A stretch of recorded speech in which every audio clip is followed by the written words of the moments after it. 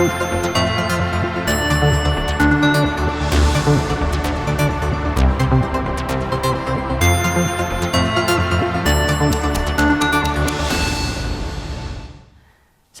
تعنا هبلي كم يصنعكم خبركم تملكتنا لك ساعة 6 فرقان كوين لون الساعة زز مرتنا يوم استفلا زيناتاتون حيزنا قربنا لنا فلما صومنا ومجلسي حوحات حزب تግራይ ኣብ ዝወሳነ ምዕራፍ ብምርብራብ ሓለዋቱን ሉኣላውነቱን ብምውሓስ መሰል ዓርሰ ውሳነኡ ኣረጋጊጹ ሰላማዊት ምዕብልትን ዲሞክራሲያዊትን ትግራይ ካሃንጽ እዩ ክብል ህዝባዊ ወያነ ሓርነት ትግራይ ኣብ ዘውፅኦ ሰሙናዊ መልእኽቲ ኣፍሊጡ ገብረ መስቀል ኪሮስ ከም ዝስዕብ ከቕርበልና እዩ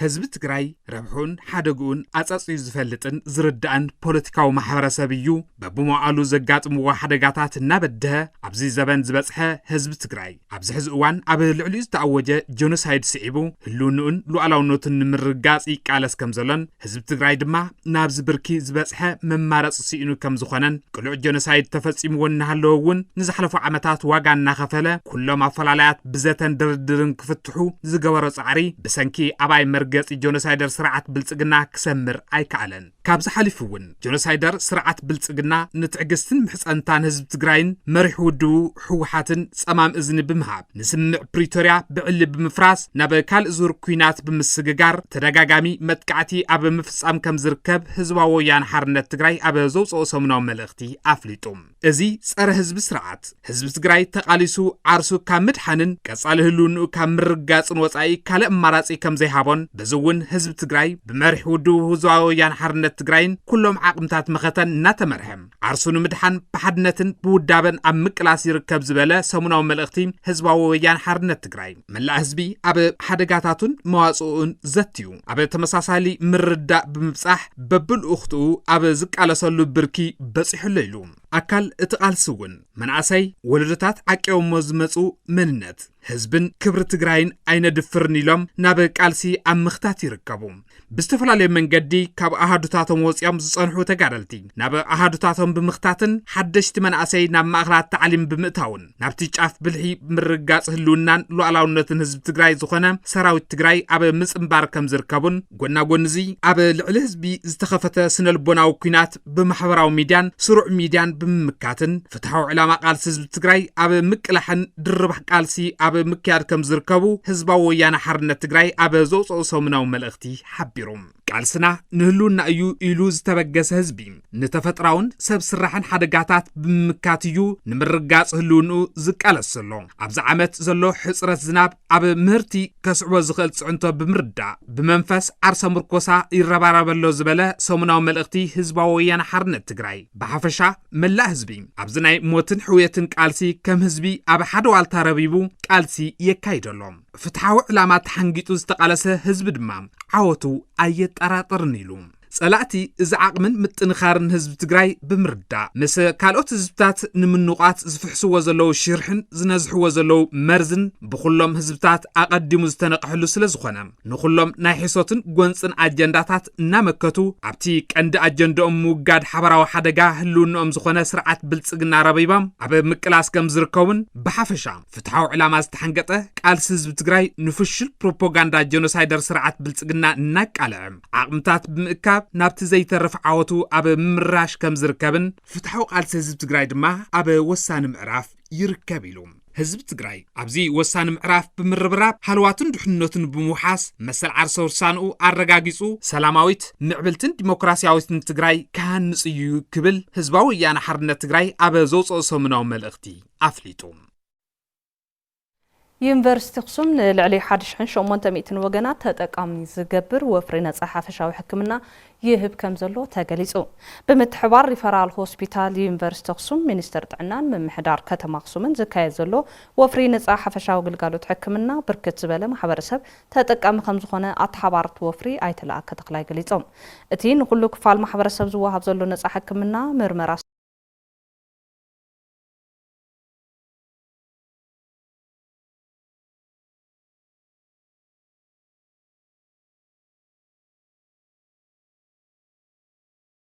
ሞያ ሕክምናን ደገፍ ወሃብቲ ሰራሕተኛታት ዩኒቨርሲቲ ኣክሱምን ይሳተፉ ከም ዘለዉ እቶም መተሓባበሪ ሓቢሮም ነፃ ግልጋሎት ሕክምና ዝረኸቡ ተገልገልቲ ዩኒቨርሲቲ ኣክሱም በተደጋጋሚ ኣብ ዘካይድዎ ፍሪ ነፃ ሕክምና ኩሉ ግዜ ተጠቀምቲ ከም ዝኾኑን ብዝረኽብዎ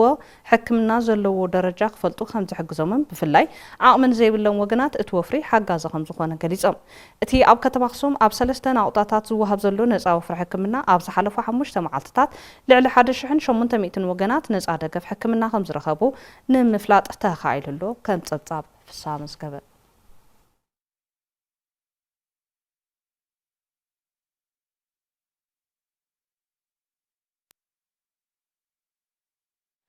ኣብ ልዕሊ ህዝቢ ትግራይ አንጸላሊ ዘሎ ሓደጋ ህልውና ብዝተወደበን ብዝተዋደደን ሓበራዊ ቃልሲ ከም ዝምክቱ ነበርቲ ከተማ መቐለ ክፍለ ከተማ ቀዳማይ ወያነ ገሊጾም ተስፋይ ታደሰ ከም ዝስዕብ ካርበልና እዩ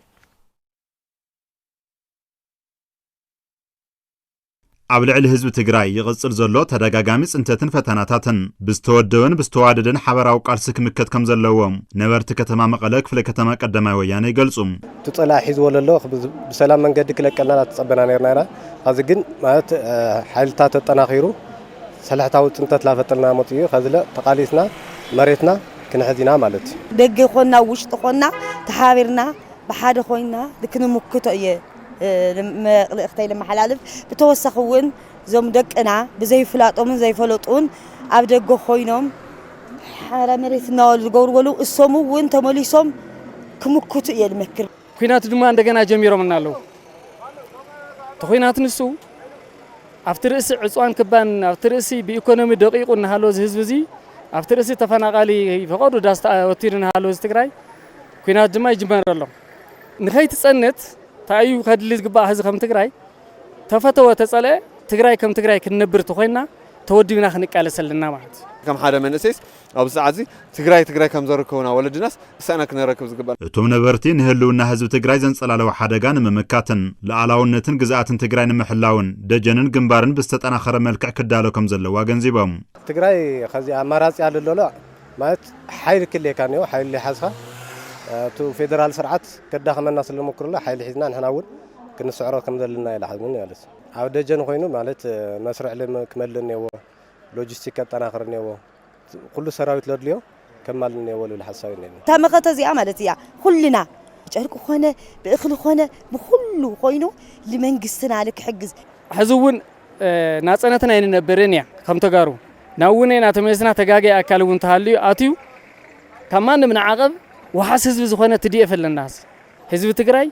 ኣብ ውሽጥ ዓዲ ዘሎ ይኹን ኣብ ደገ ዓዲ ዘሎ ይኹን ኣብ ዲያስፖራ ማለት እየ ኣብ ጎኒ መንግስቲ ትግራይን ትዲፍን ኮይኑ ንዝመጽእ ጥቃዓት ጽንተት ክቃለስ ግድን እዩ ማለት እቶም ነበርቲ ኣብ እዋናዊ ኩነታት ዝተጀመረ ምሕዝነት ነቲ ዘጋጠመ ሓደጋ ንምምካት ዓብይ ኣበርክቶ ከም ዘለዎ ብምግላጽ እቲ ምትሕብባር ብዝበለጸ ክጠናኸርን ቀጻልነት ክህልወን ጸዊዖም ኣብዚ ምስቶም መገራውትና ኣካላት ለለው ምሕዝነታዊ ፈጢርና ነና እዚ ክቕጽል ይለለዎ ሓራ መሬት ልብለ ኸይዶም ለለው ብለይ ምፍላጥ እዮም ኸይዶም ልብለ ሓሳብ ነኒ ብግዚያዊ ስምዒነት እዮም ኸይዶም ነዮ ኣብዚ ኣብቲ ትግራይ ጸዊዕዎ ለሎ ሓድነት ትግራይና ጠናኺርና ጸላይና ነጥፍእ ልብል እሱ ተቐቢሎም ሰላም ከኣትንዮም ልብል ሓሳብ ነኒ ከዚ እንኳን ትግራዋይ ኣምሓራ ይኾነ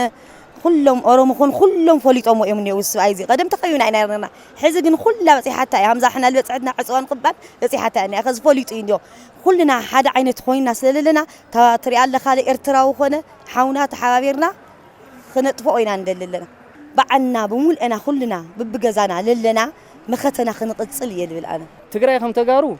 كاب كده مجميرون عرسو خيلو بعرسو واصو زدلي خم تقرأ مالت تجينا هنا تقرأ ما نمي فلتي لعلو كله كونفيدنسو امنوتو ابعليو يخون دا امبر كما هازي مسلو وصع حزبي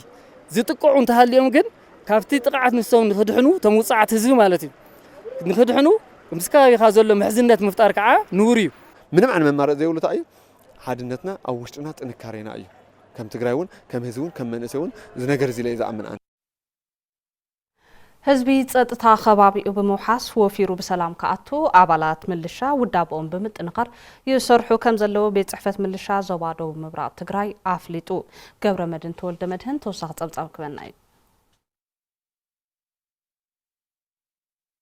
ቤት ጽሕፈት ምልሻ ዘዋዶ ምብራቅ ትግራይ ጸጥታን ድሕንነትን ሕብረተሰብን ምሕላው ኣባላት ምልሻ ኣብ መወዳውን ምጥንኻርን ዘተዋውዑ ስራሕቲ ውገኑ ከም ዘለው ሓላፊ እቲ ቤት ጽሕፈት ተጋዳላይ መሓራ ሰፋ ይገልጽ። ኣብቲ ዝነበረ ፈላላይ ውስን ደንገርገር እኳ እንተነበረ ኸዚ እውን እቲ ምልሻ ከም ምልሻ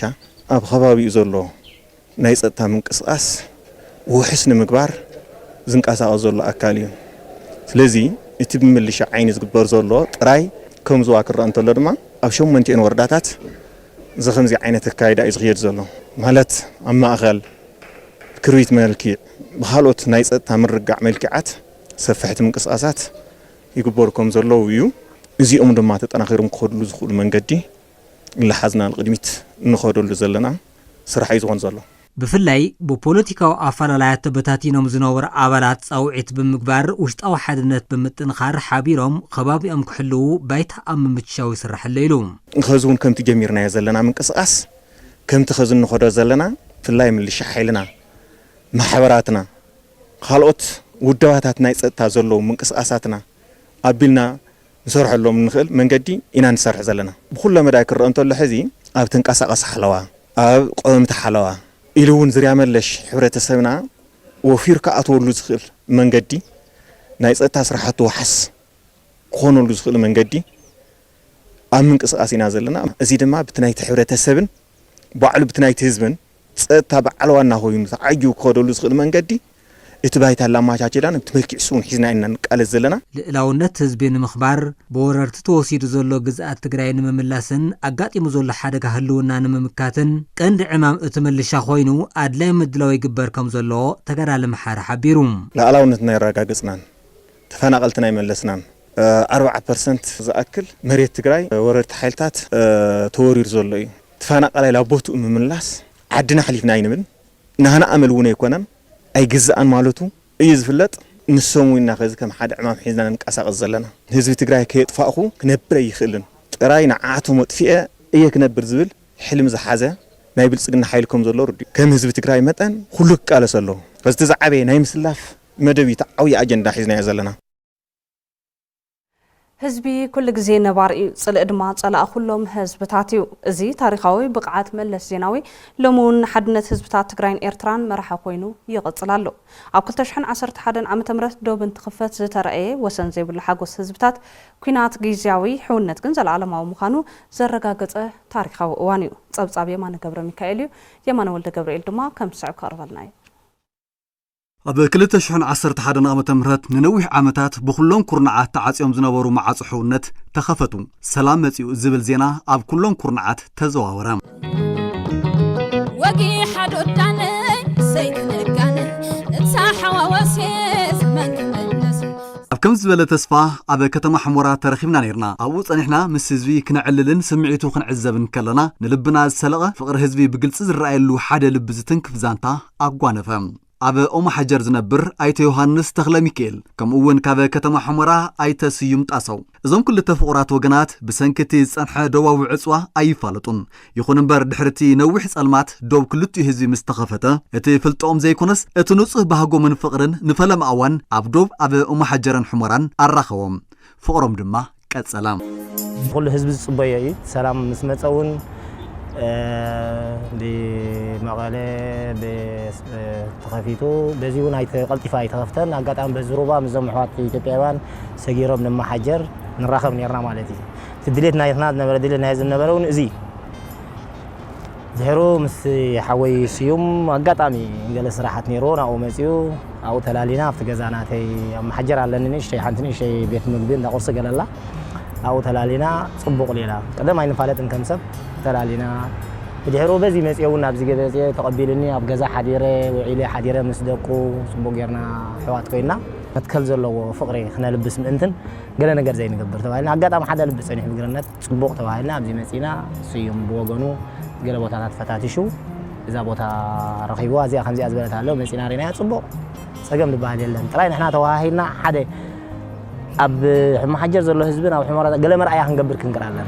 عندنا حدا لبي تعبنا ذا تهارينا أتي أمونغو خلوتي حزبي زنبرة حاصور صلي فريسو ኣብ ክንዱ ድልድል ፍቅርን ሕውነትን ተተኺሉ ሰላም ካብ ምርካባን ላዕሊ ምዕቃባ ተኸናኺንካ ንወለዶም ምትሕልላፋ ዓብይ ጻዕርን ተወፋይነትን ስለትደሊ ንደቅናው እዚ ሓሳብ እዚ ክነብሩ ሰንኩን ክእል ኣለና እዩ ናተይ ሓሳብ እቲ ሰላም ቀሊል ስለ ዘይኮነ ከምናዮ ሰላም አስተማቀርና ቀጣነት ክፍልዎ ስለ ዘለና ከምዚ ጌርና ክንቀጥል ኣለና ኢና እዚ ፕሮግራም ዘለና ዋጋ ሰላም ማለት ውግእ ምውጋድ ጥራይ ዘይኮነስ ኣብ ምህላውን ዘይምህላውን ዝተመስረተ ሕብረት እዩ ተጋርላይ መለስ ዜናዊ ከም ዝበሎ ህዝቢ ኩሉ ግዜ ነባርን ለባምን እዩ መንግስታት ድማ ክልብሙ ይግባእ ጎራብቲና ሕዋቲና ዝብል መንፈስ ንውልቀ ሰባት ኣይኮነን ኮዳ አስካብቶም መራሕቲና ነው ዘለና ሰባት ፖለቲካዊ ትንታኔ ክንማጻደቅ ክንማዕራርን ፍትን ሰባት ንላዕሊ እቶም ኣብቲ ባይታ ዘለው ህዝብታት የማሕዋቲና ዝብል እምነት ዘለዎም ኣብዚ ታሪኻዊ መስርሕ እዚ ተጋርላይ መለስ ዜናዊ ንህዝቢ ዘሎ ነባሪ መትከል ዓብይ ትርጉም ዝሓዘ እዩ ጽልእን ባእስን ኣብ ክልቲኦም ህዝብታት ዘስዑ ዕንወት ብግልጽ ብምርዳእ ኣብ መንጎ ህዝቢ ትግራይን ኤርትራን ጸንሐ ፍቅርን ክብርን ክዕቀብ ብጽኑዕ ይማጎት ነይሩ ኩሉ መርአዩ ህዝብን ጥራዩ ናብነት ኣብቲ ዶባዶብ ዘለው ኤርትራውያን ኢትዮጵያውያን መውስዎ ይቋረጹን 10 ገለ ዓመት ብለይትዮም ግን ዝመርዑ ጓልተ ለይቲ መሊቋት መጽናውዚ ትምርዖ ወይ ካ ወዲ ለይቲ መሊቆ ይመጽ ይምርዖ ስለዚ ክልቲኡ መንግስታት እዩ ናይ ሕዋት መንግስታት ዘይመስል እምበር ክልቲኡ ህዝብታት ሕዋት ህዝብታት መሲሉ ዝነብር ዘሎ ህዝቢ ምስ ህዝቢ ዝነበሮ ናፍቆት ዘላቕነቱ ዓብይ እዩ ሓድጊ ተጋርላይ መለስ ዜናዊ እምበር ነዚ ዘላዕለማዊ ሓቅነት እዩ ዘምህረና ቀዳማይ ንህዝቢ ኤርትራ ክሕልፎ ዝደሊ መልእኽቲ ክፉእ ናይ ህዝቢ ኤርትራ ንምነ ይኮነን ታሪኽና እውን ነዚ ዘምልክት ኣይኮነን ኣብ ክፉእ እዋን ምስ ህዝቢ ኤርትራ ሓቢርና ተሰዊእና ኢና ህዝቢ ኤርትራ ተቃሊሱ ባዕሉ ነፃ ወፅዩ እንተኾነ ግን ንሕና ከም መሓዙት ከም ኣሕዋት ኣብ ጎኑ ተሰሊፍና ኢና ቀይሕ ኮኸብ ዘመቻ ዝበሃል ኣብ ዝነበረሉ እዋን ደርጊ ናይ ኬሚካል መሳርሒ ምፂሎ ዝበሃለሉ እዋን ፍርቂ ሰራዊት ናይ ህወሓት ኣብ ሳሕል ሰፊሩ ነይሩ እዚ መርኣያ ናይ ምሕዝነትናን መርኣያ ናይ ክፉእ ናይ ኤርትራ ዘይንምነ ምዃንናን ኣብ ክፉእ እዋን እንትኾነ ክፉእ ናይ ኤርትራ ተመኒና ይንፈልጥን ኣብ ጽቡቕ እዋን ከዓ ክፉእ ክንምነ ኣይኮናን ስለዚ ህዝቢ ኤርትራ ክምችዎ ክሓልፈሉ ሰላም ክነብር እንተዘይኮይኑ ካልእ እንደለይ ነገር የለን ካልኣይ ከም ኣሕዋት ከም ጎራብቲ ተሳሊና ክንነብር ድልየትና እዩ ንምንታይ ረብሓና ከምኡ ስለ ዝኾነ ኣብዚ ዘለናሉ እዋን እውን ቃል መለስ ሕያው ዝገብር እዚ ድልየት ሰላም ብክልቲኡ ወገን ማለት እውን ብትግራይን ኤርትራን ይምስክር ኣሎም ሙሉእ ሰላም ሙሉእ ረህዋ ኮነልና ይምነ እዚ ህዝቢ እዚ ናይ መወዳእታ ጸገም ናይ መወዳእታ ሽግሩ ብሓደ ሕዋት ኮይኑ ብሓደ ሰሚሩ ክነብር በዓልቲ ሙሉእ ተስፋ እያ ህዝቢ ጽቡቕ ጌርና እንድሕር ተቐቢልና ህዝቢ ኤርትራን ህዝቢ ትግራይ ኣሕዋት ከም ምዃኑ እንዳፈለጥና ተረዳዲና ክንነብር ተረዳዲና ክንሰርሕ ተረዳዲና ክንለምዕ ድልዋት ስለ ዝኾንና ድልዋት ኮይና ከዓ ክንቀብል ኣለና ክብርታት ተጋርላይ መለስ ዜናዊ ጽልኢ ብምኹናን ህዝቢ ሓው ምዃኑ ዝገለጹ ሓሳብ ሎሚ እውን ጽባሕ እውን ኣብ መንጎ ህዝቢ ትግራይን ህዝቢ ኤርትራን ብርሃን ዝፍኑ ጽኑዕ ሓቂ እዩ ኩሉ ሓደ ዓይነት እዩ ንሕና ዝፈልየና ኣካል የለን ሓደ ብዕራይ ሒዝካ እንታይ ዶ ትገብር ኢኻ ካልኣይ ልፍንቲ ተዘይወሲካሉ እንታይ ዶ ትገብር ኢኻ ልፍንቲ ተወሲኻ ምህርትኻ ተእቱ ትስስን ትህብትም ትረብሕ ንዓመቱ ሸይጥካ ብዕራይካ ትገዝእ በዓል ክልተ ብዕራይ ትኸውን ማለት ዘለናሉ ኩነታት ዝሓቶ ኣተሓሳስባ ኮነ ተግባር ክልቲኡ ህዝቢ ብንቕሓት ከተግብሮ ይግባእ ንሰላም በሰርን ኣበርን ዘውፅኣሉ ሓይሊ ንምእላይ ኣይፋል ክብሎ ትፅቢት ይግበር ትዶብ ተኸቢሩ ግን ተሓጹር ፈሪሱ ኣሕዋት ህዝብታት ከም ቀደሞም ተዋሃይዶምን ደጋጊፎም ክነብሩ ኢና ንምነ ሳልሳይ ህዝቢ ኤርትራ ክሓልፈሉ ንምነና ባዕልና እውን ንሕና እውን ክሓልፈልና ንምነ ግን ተፈላለዩና ክሓልፈልና እዩ ዝብል እምነት የብልና ኣብ ወረዳ ኢሮብ ንስድራ ስዋኣት ንመንበሪ ዝኸውን መሬት ብዕፃ ከም ዝተዓደለ ምምሕዳር እታ ወረዳ ኣፍሊጡ እያሱ በርሀ ከም ዝስዕብ ከቕርበልና እዩ ስድራ ስዋእት ወረዳ ኢሮብ ንመንበሪ ናይ ዝኸውን መሬት ዕፃ ከመ ዝተዋሃቦም ተዛሪቦም እቲ መሬት ምርካቦም ጽቡቕ ኮይኑ ኣቀማምጣ እቲ ቦታ ግን ኣጻድፍን ጎቦታትን ብምዃኑ ብናታቶም ዓቕሚ ንምስራሕ ኣጸጋሚ ከመ ዝኾነ እቶም ስድራ ስዋእት እየብርሁ ዕጫ ህዝቢ በጽሕኒ ኣሎ ግን ናይ ዝበጽሕኒ ምስቲ ዓቕመይ ኣነ ኣብቱ ገጠር የዝኒኹ ጌታ እዩ ቱ ገዛይ ህዚ ኣብዚ ዕጫ ዝበጽሕኒ ከምኡ ጌታ እዩ በረኻ እዩ ኣብቱ ቦታ ግን ኣነ ተባይታ ተቀቢልና ማለት ብሽም ይንበር ክስራሕ ስለ ዘይኽእል መንግስቲ ብዝኽኣሎ መጠን እንተዘይ ሓግዙና ተባይታ ኣያ ክትተርፍ እንበር ክትስራሕ ኣይኮነትን መስርሒ ንሕና ምንን ክንሰርሕ ኣይንኽእልን መስርሒ ኣሕዋትና ይኹን ገበርቲ ሰናይ ይኹን መንግስቲ ብዓይኒ ሪኡ ክሰርሐልና ይግባእ ባህሊት እያ መልክዓ ምድራዊ ኣቀማምጣ መሬት ኢሮብ ኣጸጋሚ ከመ ዝኾነን ስድራ ስዋእት ድማ ነቲ ዝተዋሃቦ መሬት ንምስራሕ ከም ዘይኽእሉ ስለ ዝፍለጥ ምስ ዝምልከቶም ኣካላት ብቐጻሊ ክስርሐሉ ከመ ዝኾነ ድማ ሓላፊ ቤት ጽሕፈት ኮሚሽን ሃርበኛታት እታ ወረዳ ኣይተ ገብረ መድህን ተካ ይገልጹ ጠቕላላ ናይ ቤት ጽሕፈት ዲፓርትመንት ሓለፍቲ ኮይኑ ተረዳዲእና ኣብ ወረዳ ማእኸሊና ንዎም ለና ማለት እዩ ስለዚ ትቦታ ግን መችነት የውሊ ከም መንግስቲ ትግራይም ክሪኦ ዝግብኦ እዩ ዞም ውሕዳት ብሄረሰብ ብጣዕሚ ብዙሕ እዮም መሰዊኦም ዞም ውሕዳት ብሄረሰብ ኣብ ለተመቻቸየ ብዙሓት ኣካል ጉድኣት ኣለዉ ከቢድ ውቁዕ ኣለዉ ኣብ ዝተመቻቸየ ክወስዱ ንእሽቶ ክድፈአሉ ከም ወረዳም ንራዳ ኢና ከም ኮሚሽንም ስካብ ልብፅሕ ከውፅሖ እየ ሓቂ እዩ ትልልዕልዎ ኣለዉ ሕቶስ ምንም ልድርበ የውሊ ትኽክለኛ ሕቶ እዩ ክሳዕ ሕዚ ኣብ ክልተ ዙር ንናይ ሰለስቲኡ ምዕራፍ ስድራ ስዋእት ብመሰረት መምርሒ ዝፈቅዶ ንመንበሪ ዝኸውን መሬት ስነ ስርዓት ምውፃእ ዕፃ ከመ ዝተገበረ ድማ ሓላፊ ቤት ጽሕፈት መሬት ምምሕዳርን ማዕድንን ወረዳ ኢሮብ ኣይተ በርሀ ሱባጋድስ ይብርሁ ንስዋእት 234 ሂብና ኣለና ቀዳማይ ዙር ኣብ ካልኣይ ዙር ድማ 155 ንዕድል ኣለና ትካርየ 140 እዩ ከም ሃፍተገነት እቲ ፕላንና ዝብል መሬት እውን የለን ምስቱ ጽበት 140 ካርዮን እዮም ዝዕደሉ ኣብ ቀዳማይ ይኹን ኣብ ናይ ካልኣይ ዙር ዝዕደሉ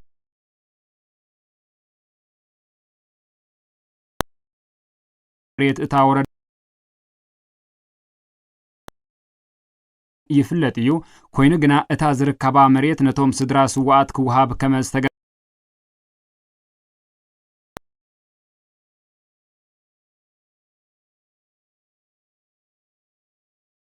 ዝነብሩሉ ዕድል ንኽፍጠር ናይ እቶት ምትእኻብ ሓገዛት ክንገብረሎም ኩሉ ዝምልከተውን ክሕግዝ መንግስቲ እውን ዘይመንግስታውን ተወለድ ፈተውቱን ደቀሙን ሓዋቶምን ኣብ ተሰዲዶም ኣብ ዝተፈላለዩ ከባቢ ዘለዎ በዚሑ ውሒዱ ዘይኮነስ ከይናዓቑ ኣብ ጎኖም ክስለፉ የጻውዒ ዝቐርብ ካብ ሓሰኻ ኩችንያ ዝጸረየ ተኽሊ በለስ ብምፍራይ ተጠቀምቲ ንምዃን ጻዕሪ ገብሩ ምህላዎም ሓረስቶት ወረዳ ራያ ዓዘቦ ገሊጾም ቤት ጽሕፈት ዘፈር ቁጠባ እታ ወረዳ ነዚ ተመክሮ ብምግፋሕ ሕጽረት ቀለብ ሰብን እንስሳን ንምቅላል ይሰርሑ ምህላዎም ገሊጾም ንጸብጻብ ሃፍቱ ብስራ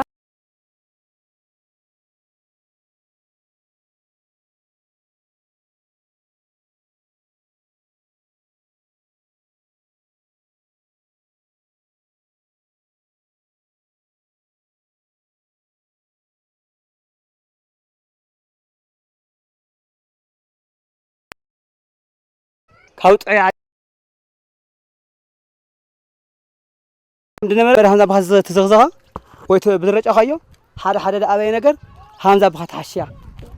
ባታሽያ ሃንዛ ባኸምሳሽኻያ ትርጨይ ደግም ከተረጨዮ በወቕዓማይ ተሓጽ ይወርድ ኣይላዕሊ ደግሙ ኣውሱሪ ይሞት ማለት እዩ በኦሞ ይኹን ብማይ ይኹን ብጨው ይኹን ላረጨና ብጨርቀ ድድቃደ መላፋሕፍሕና ድድቃደ መላጥፋናዮ خز جنا وقرأ جرب بس إحنا هنا عادي تشيني ربحلا يقول بوي تري لا حد قص الإنسان حد قص الدقي حد قص الدنهب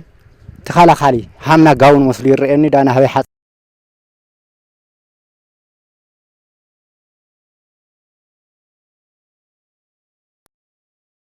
صارت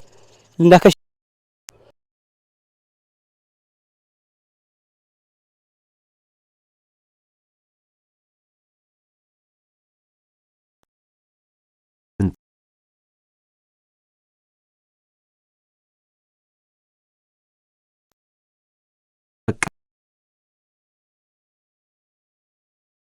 سلسته جبرة جمرنا 58 أو صحنا يمنا مات عد صفحنا كاو كوتشنا نزع خويني مات هذه 6 قلع 10 قلع 30 قلع يكافلوا بعضهم بعضهم كاب جبان أو جبان نقصالون لعبة قشة هم سفحنا صرح لنا بيت صحفات زفر قطبة وردا راي عزوبو التحبابار خيد سرح لمعات حرشاك إلى لمعات فرامرة أيتا كيروس إياسو تقل بلاس كابزبط حدقا برسات بمكالخال حبرت سبت تقام زخون اللقونتات نمفتار تلمة تحيزو مهلاو يحبرو كجبار تقولي تمدحين 10 تابع لنا 10 تابع 100 جبارات تلمال لنا قرتنا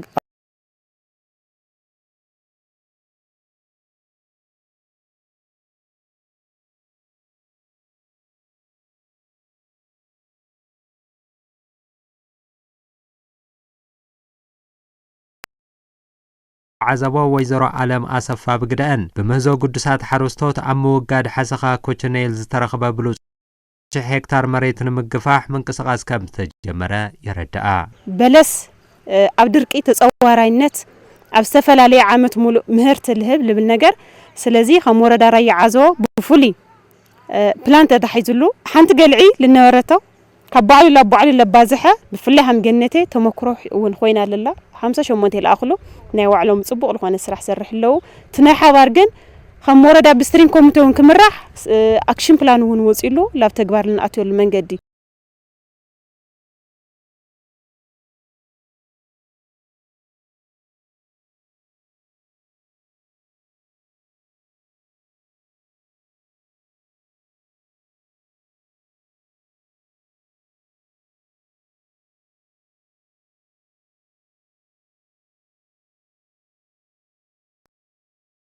ታወረዳ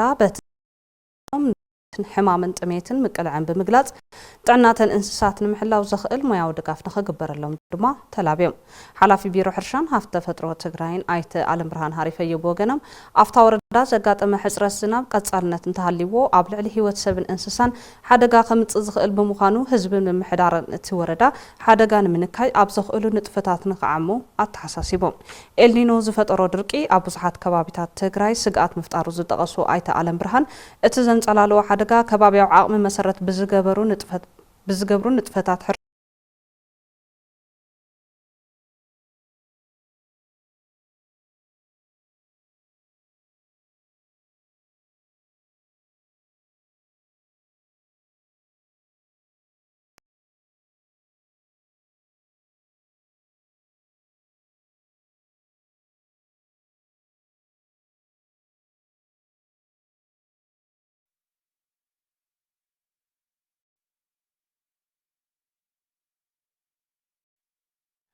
بعلا شندان أورستان بينن بدمقت نكخبر أدلاي قدم مدلاو توجينو ختم زلو ممحدار كتما عبي عدي أفليتو نصبصاب نغوس أماره تسفاي تادسه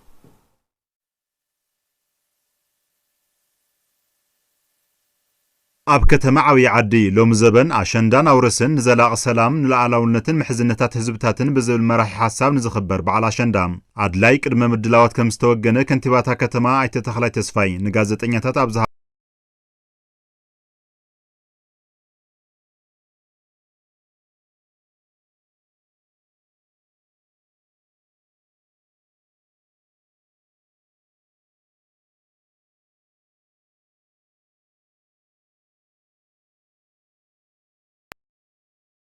دو وخل مدلاو غيرنا لنا بانل ميت هنا كايدنا ناي سبورت وددرون كقصليو افتعلت دما كاملا ورداتات زمصا دقا شندا ጫወታን ውድድሩን ከካሄዲው ብድሞ በዓል ምኽባር ከተማ ዓብይ ዓዲ ኩለን ወረዳታት ቃውሽ ተዓድን ካወፃይ ዘለው ዝመፁ አጋይሽናው ድማ ንቅባል ልልዋት ምዃና ክናረጋግጸልኩም ንፈቲ ናይ ሎሚ ዘበን በዓል ኣሸንዳን ኣውርስን ኣብ ዝተፈለየ ኩነታት ኮይኑ ይኽበር ምህላው ዝጠቐሱም ኣመሓደርቲ ጎረባብቲ ወረዳታት ኣብ መንጎ ህዝብታት ሰላምን ስንትን ክዓስል ባህላውን ሃይማኖታውን ትውፊቱ ሓልዩ ከም ዝኽበር ይገልጹም እዚ በዓል እዚ ሓደ ዓብይ መኸተናውን ናብ ዝለዓለ ደረጃ ዝዕውት ሓድነትናውን ናብ ዝለዓለ ደረጃ ዘጠናኽር በብኸባቢኡ ዘለው ተወለድቲ ዓዲ ፈተውቲ ዓዲ ፈተውቲ ትግራይ ድማ ኣብ መላእ ትግራይ ዘለው ይኹኑ ዋላ ኣብ ደገ ዘለው ተወለድቲ ዓዲ እዚ ባህል እዚ ባህሉ መንነቱ ሓልዩ ዝሓልፈሉ ደረጃ ክዕዘው ኢና ጻዊት ንገብር እዚ ባህል እዚ ክናኽብር ከለና ኣብ ውሽጢ ህዝቢ ትግራይ ብጸላእቲ ተፈጢሩ ዝነበረ ምሕዝነት እውን ሕዝና ሓደ ዝመጸሉ ምስ ካልኦት ህዝብታት እውን ጸላእትና ካዳሜና ካጨፋጭፉና ፈጢሮሞ ዝነበሩ ጸገም እውን እናተቀርፈ እቲ ምሕዝነቱ ናብ ዝለዓለ ጫፍ ብራኸ ዝወጽሐሉ ግዜ ኮይና ባህልና እናኽብረሉ ዘለና ናይ ኣሸንዳ ውርስ እዩ ብዝተወደበ መንገዲ ባህልና ክነንጸባርቕ ንቐጻሊ ካብ ውሉድ ወለዶ እውን ክሓልፍ ታሪኻዊ ሓላፍነት ስለ ዘለና በዓል ኣሸንዳ ኣውርስና ብዝደመቐ መንገዲ ህዝባዊ በዓል ኮይኑ ሃይማኖታዊ በዓል ኮይኑ ክሓልፍ ከምዚ ኢልና ክነብስር ተለና ድማ ይግባእ በዓል ንምኽባር ካብ ውሽጢ ዓድን ደገን ዝመጹ ኣጋይሽ ክብርታት ኣሸንዳን ኣውርስን ብዝግባእ ክርድኡ ብዘኽእል መልክዑም ንምኽባር ተዳልዩ ምህላው ዓበይቲ ዓዲ የረጋግጹ እዚ ባህልና ባህል ኣሸንዳ ከይተበረዘ ከይተሸራረፈ ብሙሉእ ጠቕላላ ክሓልፍ ዓመት ከዓመት እናምህርና ልደቅና ማለት እዩ ሽልማት ክን ይኹን ማዕጠቆ ክን ይኹን ዕማማ ክን ይኹን ኩሉ ዓይነት ሒዝክን ልክትመጻ ዘንደቀይ የመሓላልፍ ማለት እዩ ዘለና ትሕዝቶ ብርቱካን ድዩ ለሚን ድዩ መዓር ድዩ ጸባ ድዩ ሒዝና ክንቅበለኩም ኢና ለፈርቂ መንገዲ ዓድና ሰላም እዩ መጺኹም ኣሸንዳም ሳና ዋዕሉ ክብል ይፈቱ ንሰዓት ዝመረጽናዮም ዜናታት ኣብዚ ዛዚምና ልዋም ገብረ ኪዳን ምሳኹም ጸኒሐ ሰናይ መዓልቲ